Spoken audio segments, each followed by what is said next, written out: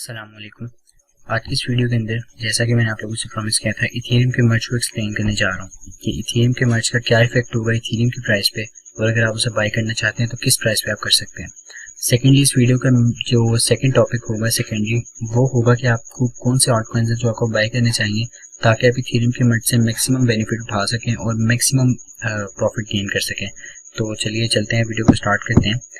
अब सबसे पहले तो ये है कि कॉइनडेस्क की एक न्यूज़ है ये, इसके अंदर उन्होंने बताया कि इथेरियम मर्ज जो है वो समवेयर अराउंड 13 to 16 सितंबर के बीच में कंप्लीट हो जाएगा, और जिसके बाद मार्केट के अंदर एक ऐसी चेंज आएगी कि इथेरियम या तो ऊपर जाएगा या नीचे।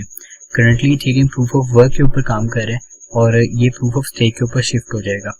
अब सबसे पहले ये समझ लेते हैं कि प्रूफ ऑफ वर्क और प्रूफ ऑफ स्टेक में डिफरेंस क्या है।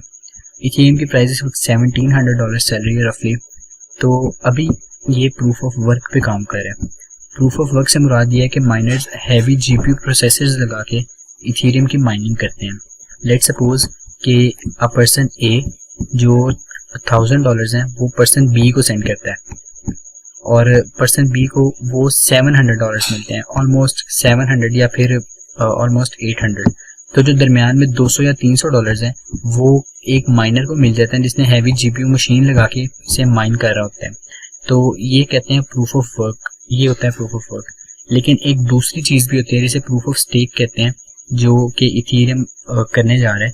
तो प्रूफ ऑफ स्टेक से मुराद ये है कि अगर कोई अमीर है तो वो अमीर से अमीरतर हो जाएगा। वो इस तरह से कि इन केस आपके पास 1000 इथेरियम पड़े हैं या 100 इथेरियम पड़े हैं तो आप उनको स्टेक कर देते हैं। तो होता यह है कि जिस तरह बैंक के अंदर कुछ पैसे स्टेक कर देते हैं, यानी कि सेविंग्स अकाउंट में रख लेते हैं, बैंक उनको इन्वेस्ट करता है और जो भी करने के बाद आपको ईयरली या फिर मंथली जिस भी हिसाब से आपको इंटरेस्ट या फिर रिटर्न ऑन योर इन्वेस्टमेंट दे देता है। तो इसी तरह आप स्टेकिंग करेंगे इथेरियम की और आपको स्टेकिंग के बदले उसका रिवॉर्ड मिलेगा। यानी कि अगर ए पर्सन बी को पैसे भेजता है तो दरमियान में कोई माइनर नहीं होगा। ये $200 तक की जो गैस फीस है ये नहीं होगी, ये बहुत थोड़ी हो जाएगी, और फिर जो ये रिवॉर्ड होगा ये स्टेक करने वाले को मिलेगा, ना कि किसी माइनर को। यही वो टेक्नोलॉजी है जिसकी वजह से बीएनबी ने एक इतना बड़ा पंप लिया था कि ये मैं आपको दिखा देता हूँ। ये $6 से लेके या $9 ऑलमोस्ट से लेके $600 के अराउंड तक चला गया था। यानी कि आप इसका देख सकते हैं कि ऑल टाइम हाई कहाँ पे है। इसका ऑल टाइम हाई ऑलमोस्ट $700 के अराउंड है, और ऑल टाइम लो को अगर देखा जाए तो ये ऑलमोस्ट कोई $5 के अराउंड है। यहाँ से लेके ये आप इसका गेन चेक कर सकते हैं कितने परसेंट तक है। सिर्फ प्रूफ ऑफ स्टेक पे होने की वजह से इसने 9000% तक का पंप किया, यानी कि आप लोगों के पैसे डबल से भी काफी हद तक, यानी कि ऑलमोस्ट अगर आपने 10 इन्वेस्ट किए होते तो वो कहाँ पे चले गए होते सॉरी। तो ये प्रूफ ऑफ स्टेक का काम होता है, और प्रूफ ऑफ स्टेक से जो कमाने वाले होते हैं वो दरअसल असल में माइनर्स की बजाय वो लोग होते हैं जिन्होंने कॉइन्स को स्टेक किया होता है। अभी अगर आप लोग डिसेंट्रलाइज्ड एक्सचेंजेस जैसे कि पैनकेक स्वैप इस तरह के दीगर एक्सचेंजेस को यूज करते होंगे, जिसके बाद आप एक छोटी सी ट्रांजेक्शन आप कर ही नहीं सकते इथेरियम के ऊपर, उसके लिए आपको बीएनबी का यूज करना पड़ता है। तो होपफुली आप लोग फ्यूचर के अंदर इथेरियम को भी यूज कर सकेंगे, क्योंकि अब इसकी गैस फीस काफी कम हो जाएगी और जो आप लोगों के लिए ट्रांजेक्शन ईजी हो जाएंगी। तो अब चलते हैं कि आपको इथेरियम को बाय कहाँ पे करना चाहिए। देखिए, मार्केट के अंदर ना एक ट्रेंड रहा है कि जब भी कोई मेजर इवेंट अनाउंस हो जाता है ना तो उसके बाद जो कॉइन है वो रिएक्ट करता है और फिर डंप करता है। ज्यादातर डंप ही ऑब्जर्व किया गया। मेजर इवेंट्स की बात कर रहा हूँ, छोटे मोटे इवेंट्स की बात नहीं कर रहा मैं। तो अभी अगर हम देखें तो यहाँ पे इथेरियम काफी हाई प्राइस पे है। अगर तो आप बहुत ज्यादा लॉन्ग टर्म के लिए सोच रहे हैं ना, यानी कि एक्सपर्ट्स की प्रेडिक्शन है कि $10,000 तक भी जाएगा आने वाले बुल रन के अंदर, तो अगर आप 2 से 3 साल के लिए सोच रहे हैं तो आप यहाँ पे एक नैनो एंट्री ट्रिगर कर सकते हैं। यानी कि अगर आपने स्पेशली इथेरियम के लिए $2000 या $1000 रखे हुए हैं तो 50% अभी बाय कर लें ताकि आपको फ्यूचर में कोई रिग्रेट ना हो। लेकिन अगर आप कोई छोटे मोटे ट्रेडर हैं या फिर आप सिर्फ एक चांस लेना चाह रहे हैं तो और अपने मेजर पोर्टफोलियो का पार्ट इन्वेस्ट करना चाह रहे हैं और कोई मेजर एंट्री फाइंड कर रहे हैं, तो मैं आपको यही सजेस्ट करूंगा कि जब इथेरियम का मर्ज कंप्लीट हो जाए, जिसमें ऑलमोस्ट 5 to 6 डेज रह गए हैं, तो उसके बाद आप फिर इसके अंदर एंट्री ले सकते हैं जब सब कुछ ठंडा पड़ जाए। यानी कि 1 से 2 मार्केट में नेगेटिव न्यूज आए और मार्केट नीचे जाए तो आप इजीली फिर मार्केट के अंदर एंट्री ले सकते हैं और फिर अपना मेजर प्रॉफिट जो है वो आप प्लान कर सकते हैं। अभी अगर देखा जाए तो इथेरियम की जो माइनिंग है ना वो जीपीयू के ऊपर हो रही है, यानी कि जो जीपीयू प्रोसेसर्स हैं उनकी प्राइसेस गेमर्स जानते हैं कि काफ़ी ज़्यादा हाई थी सिर्फ और सिर्फ इथेरियम की वजह से। अब जब इथेरियम की प्राइस गिरी है, जब इथेरियम का मर्ज अनाउंस हुआ है तो माइनर्स के जीपीयू तो ऑलमोस्ट इथेरियम के किसी काम के नहीं रहे। अब वो इससे कुछ और काम ले सकते हैं, वो मैं आपको आगे बताता हूँ, ऑल्ट कॉइन्स के नेम भी बताता हूँ जो पंप करेंगे। तो अब माइनर्स इससे इथेरियम को माइन नहीं करेंगे और द क्वीन ऑफ ब्लॉकचेन यानी कि इथेरियम जो है, अब उसकी वजह से सिर्फ और सिर्फ इन जीपीयू प्रोसेसर्स या ग्राफिक कार्ड्स हैं इनके अंदर ऑलमोस्ट 200% तक का आई थिंक डंप आया और इनकी प्राइसेस $3000 से 900 के अराउंड आ गई हैं।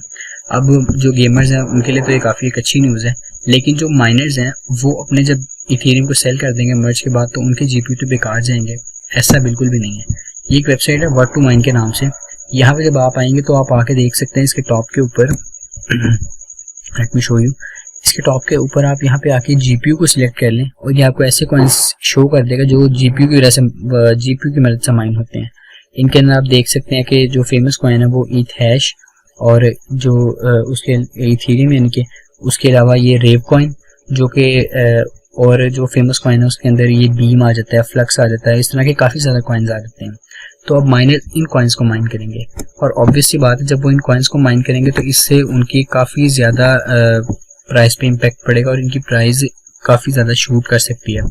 इस वेबसाइट का लिंक मैं आपको डिस्क्रिप्शन में दे दूंगा और आप वहाँ से आके खुद भी रिसर्च कर सकते हैं, लेकिन मेरी रिसर्च के मुताबिक कौन से ऐसे कॉइन्स लोग पंप कर सकते हैं तो वो मैं आपके साथ शेयर कर देता हूँ। नंबर 5 के ऊपर है मोनरो। ये भी एक काफ़ी अच्छा कॉइन है, XMR इसका सिंबल है और $155 के अराउंड चल रहा है। अभी आप चाहें तो भी बाय कर सकते हैं। ये कोई फाइनेंशियल एडवाइस नहीं है, मैं पहले बता रहा हूँ, ना कोई सिग्नल है। ये सिर्फ और सिर्फ मेरी रिसर्च है जिसको आपने अपने तौर पे इम्प्लीमेंट करना है टेक्निकल और फंडामेंटल एनालिसिस करके। मैंने इसका कोई टेक्निकल एनालिसिस नहीं किया, सिर्फ और सिर्फ आपको फंडामेंटल एनालिसिस की बेस पे बता रहा हूँ। तो इथेरियम एक कॉइन है जिसको आप बाय कर सकते हैं और अगर आप देखें तो ये प्राइवेसी के अंदर एक काफ़ी अच्छी अपनी रखता है इन्फ्लुएंस, और जब भी प्राइवेसी की बात होती है तो मोनरो को याद किया जाता है और इसका एक काफ़ी अच्छा काम है। ये प्रूफ ऑफ वर्क के ऊपर काम कर रहा है, जैसा कि मैंने आपको बताया कि जीपीयू माइनिंग के जरिए इसको माइन किया जाता है। तो ये भी कॉइन है, ये कोई टोकन नहीं है, कॉइन है ये, तो आप इसको कंसिडर कर सकते हैं। नंबर 4 के ऊपर है जी कैश, ZEC इसका सिंबल है। ये भी एक अच्छा कॉइन है। अगर आप ये भी प्रूफ ऑफ वर्क के ऊपर है और ये BNB चेन के ऊपर एक टोकन है, ये कॉइन है और आप इसे देख सकते हैं कि यहाँ पे ये भी प्रूफ ऑफ वर्क के ऊपर है और जीपीयू पे माइनिंग कर रहा है। जैसा कि मैं आपको पहले ही बता चुका हूँ, ये सारे के सारे कॉइन प्रूफ ऑफ वर्क के ऊपर हैं और जीपीयू प्रोसेसर्स को यूज़ कर रहे हैं। इसको आप बाय कर सकते हैं। अगेन बता रहा हूँ, कोई फाइनेंशियल एडवाइस नहीं है। ये आप देख सकते हैं कि इसने एक दिन के अंदर ही ऑलमोस्ट 7 to 8% तक का मूव दिया है। तो आप अगर ज़्यादा लॉन्ग टर्म के लिए देख रहे हैं, टेक्निकल एनालिसिस करें और उसके बाद ही बाय करें। जो 3rd नंबर पे कॉइन है हमारे पास वो है बिटकॉइन गोल्ड, BTG। ये भी प्रूफ ऑफ वर्क के ऊपर है और ये भी एक कॉइन है। जितने भी हैं ये सारे के सारे कॉइन्स हैं, टोकन इनमें से कोई भी नहीं है। इसको भी आप देख सकते हैं। रेव कॉइन है जिसे रेवन कहा जाता है, रेवन कॉइन जिसका सिंबल RVN है, जिसको मैं आपको व्हाट टू माइन पे भी दिखा चुका हूँ। इस कॉइन को आप कंसीडर कर सकते हैं कि ये 24 आवर्स के अंदर ही ऑलमोस्ट 30% तक का पंप किया है इसने। और last but not the least, और ये हमारा नंबर 1 पे कॉइन है जिसको हम अगर देखें तो सबसे ज़्यादा एक्सपेक्टेशंस इसी से की जा रही हैं, इथेरियम क्लासिक ETC। इसको आप बाय कर सकते हैं। अभी ये काफ़ी ज़्यादा पंप कर गया, रिसेंटली $24 के अराउंड था, तो जिन लोगों ने उधर बाय किया होगा उनका तो अभी भी काफ़ी अच्छे प्रॉफिट में होंगे वो।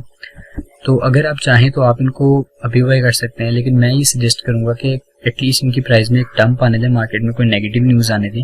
जब डंप आए तो आप तब बाय करें और पार्ट्स में बाय करें। मेजर पोजीशंस एक साथ कभी भी ओपन ना करें, वो भी ख़ास तौर पे न्यूज़ की बेस पे। तो मैं उम्मीद करता हूँ कि आपको कुछ सीखने को मिला होगा और कुछ नया जानने को मिला होगा। अगर आपको ये वीडियो पसंद आई है तो इसको लाइक करें और अपने दोस्तों के साथ शेयर ज़रूर कर दें।